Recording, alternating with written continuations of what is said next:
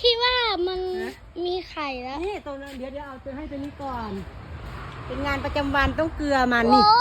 เมื่อวานนี้ให้น้อยๆก็ยังกินบ่หมดเลยนี่ มันไส้อยากเอาไปโยน เอาไว้ให้มันอีกนี่มาเบิ้ง ไหน วันนี้มีไข่นี่ ไหนไข่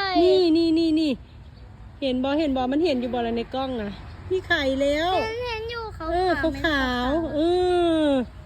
กำลังมีไข่แล้วมาลุ้นกันว่าสิได้กินมั้เอาให้มดส้มกันนี่เพิ่นเข้าไปอยู่ในขวดหมดเลยนะบอกเบิ้งพี่ลูกนี่มันปุ้มกันเข้าไปอยู่ข้างในหมดเลยนะแล้วมันก็กำลังจะมีไข่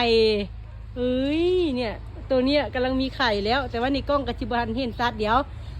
บัลแล่สน้อยสิมาเอาให้เบิ่งอีกรอบไข่เพราะว่าเพิ่นกำลังออกไข่แล้วเดี๋ยวเขาสิได้กินไข่มดแดงแล้วเด้อ ซิมลงกันเด้อ ตอนนั้นน่ะนี่มันพยายามจะลงมากันมันก็พาบาง อันนี้มันล่วงลงมาอันนี้นะมันรุดไม่บางตัวมันก็แบบว่าต่อตัวกันลงมาแต่บางตัวมันก็แบบว่าปล่อยตัวเองลงมาเลยไปโอเคเดี๋ยวมาท่าเบิ่งอีกมื้อใหม่เด้อว่าไข่พันสีออกหลายสำใดบ๊ายบาย บ๊ายบาย